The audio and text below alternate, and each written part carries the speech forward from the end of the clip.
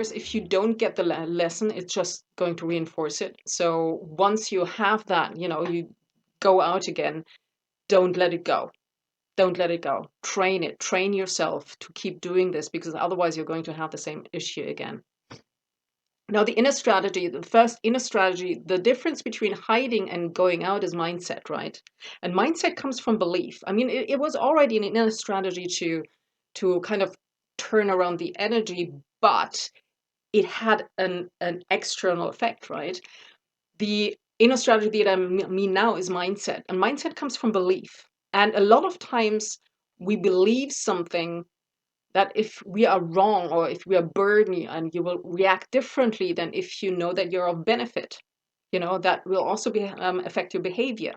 So it's really important to address these things in yourself. I mean, have you ever seen children, like maybe your kids, when they know they've done something wrong, they act completely differently than if they're, if you accuse them of something and they obviously haven't done it, you know?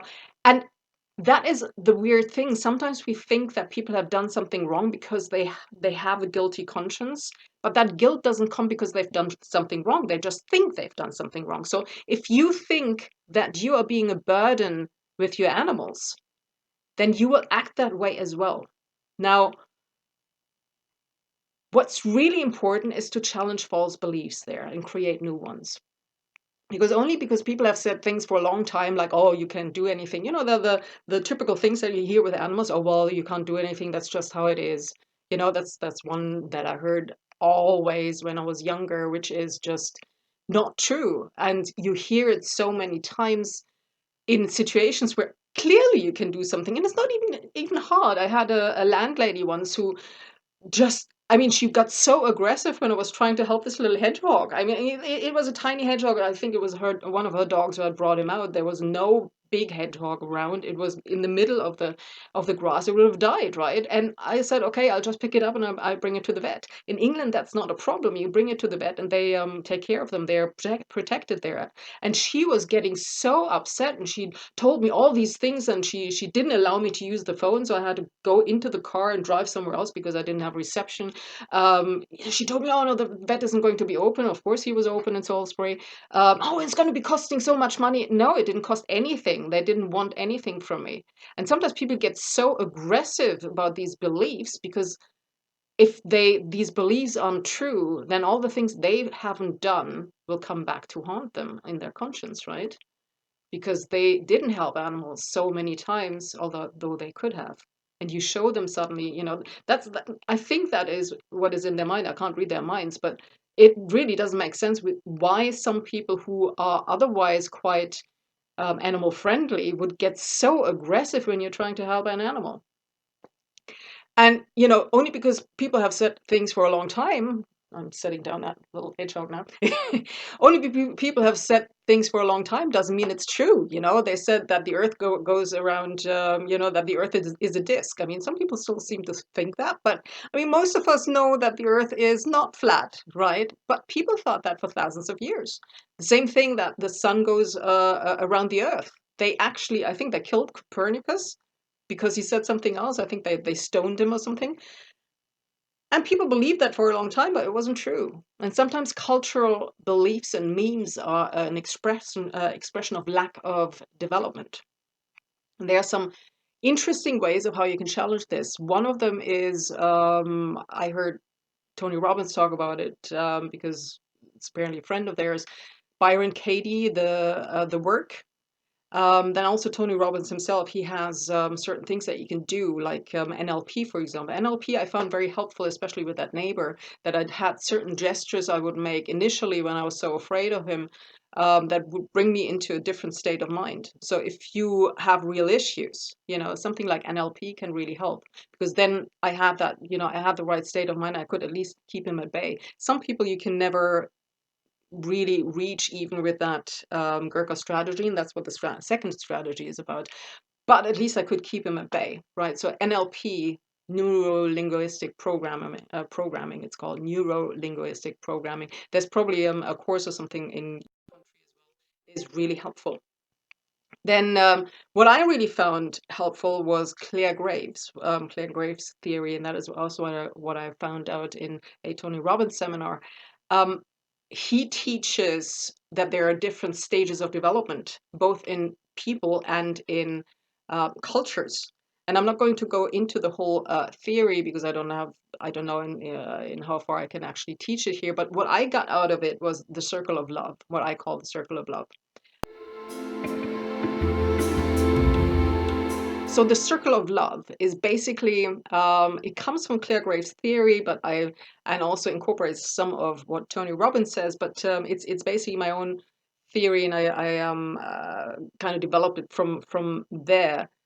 But it's not that. I mean, I hardly added anything to it. It's just my take on it and the bits that I took out of it. So basically, everybody starts out loving a very small circle, which is the self, right? If you have a baby, for example, they don't love all the world. Basically, they want to have food, and they may be very cute, and you want to take care of them, but they aren't really the most altruistic people. If they want to have food, they're going to cry. It doesn't matter if you have a headache. It doesn't matter if you want to sleep. They want to have their food, right? So they only care about themselves. And initially at that stage, that's a normal thing. Hopefully they will grow out of it. And at some point they will care about a bigger circle of people, like their family, for example.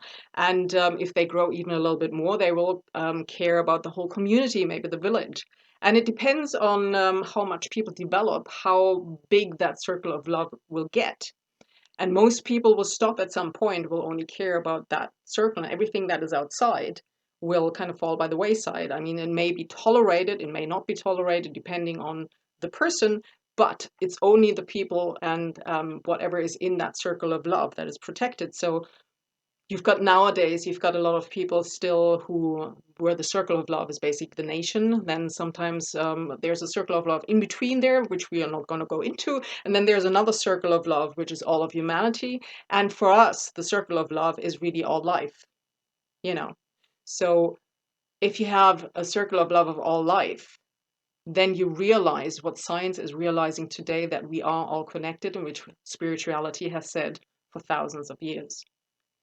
And if you realize that this is not just something that has been wisdom throughout the ages and that science is finding now, it is also something that we are feeling, that everything is connected. So we have to care about everything. If we poison nature, nature is going to poison us right back. If we say that we need to care about everything in all life because everything is connected, both spiritually but also in the physical world, then we have to start at home.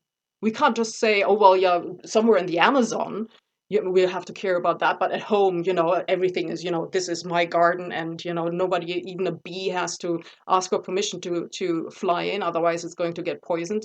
No, this world is for everybody. It's for all life. And we are the guardians. We may be at the top of the food chain, but we are the guardians. So it doesn't mean that we can just go around as bullies, but we also have to realize that other creatures have a right to live. And if we are the people protecting those creatures who also have a life to live, there is nothing wrong with that. We are actually, that's the natural thing to do. That's the most developed thing to do. It doesn't mean that you have to go, and bring your bulldog into somebody else's garden and chase their cats because, it's the bulldog's right or something. Of course, you're going to have to make sure that also within your own animals, but also with other animals, that you make sure that there's no unnecessary conflicts, of course. But it doesn't mean that if somebody else's cat comes into your garden, that, oh my God, this is my property. Well, they didn't sign any property deals either. The birds that coming in. So you don't do anything wrong by protecting these animals. It is the people who think everything is for themselves, who have just a very, very small circle of life, circle of love, who may be even less developed. So you are not at fault. And once you realize that, that is such a revelation. It was such a revelation for me, because I was always told that I was kind of inferior because I was caring more for animals than for humans. But it's not true. I'm not caring more for animals than for humans. I just also care for them. I care for humans as well. I've given money to to human charities for years as well. So it's, none of us is wrong if we also care for other life. But the people who are in a smaller circle will always fight those in a bigger circle.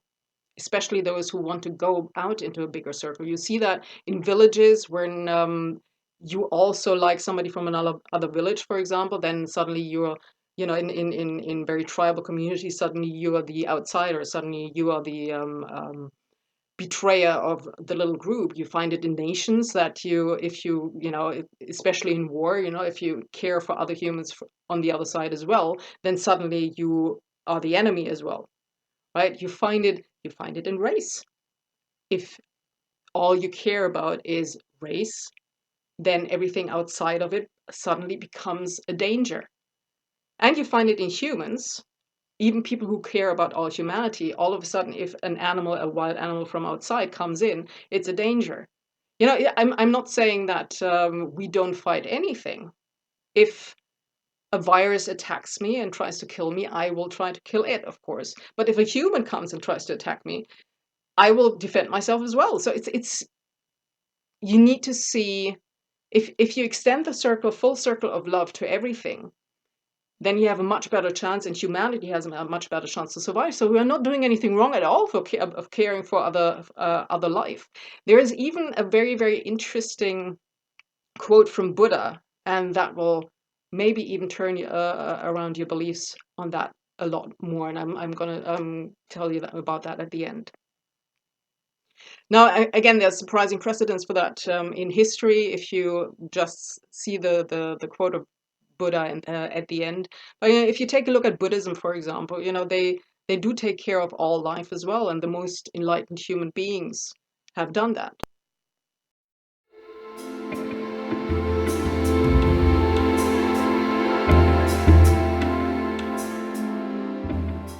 The action that you can take. The action that you can take is challenge a belief that you have about animals that does not serve you and that does not serve them. And the way you do is you ask yourself, where does it come from? Is it even yours? Or is it something that your parents used to say? My mom always used to say, oh, well, you can't do anything. Although clearly you could. Look for arguments to disprove it. Is it really true? Find striking arguments for your point of view. Like for me, that is Claire Graves' theory. Was a psychiatrist who was not an animal activist, right? Who came up with that theory. Then anchor it in. Find some way of posters on the walls just to remind you that you don't have to feel bad about yourself. That you don't have, you need to find this inner confidence, because especially if you have the next strategy that we're going into, you need that inner confidence to know you're not doing the wrong thing.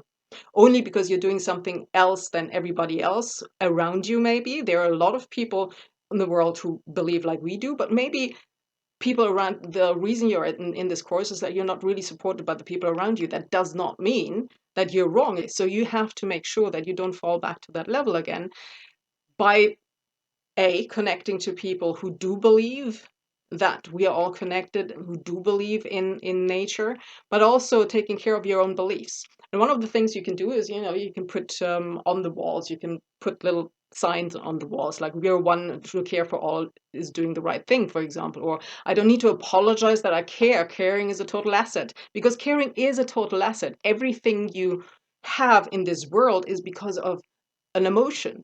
And that emotion is very often love. Love is not weak. I mean, get in between a bear and a bear cub and then tell me that love is weak, right? Everything in this world is because of an emotion. Wars are started because of an emotion, but also families are started because of an emotion. Children are made because of an emotion, and usually that is love.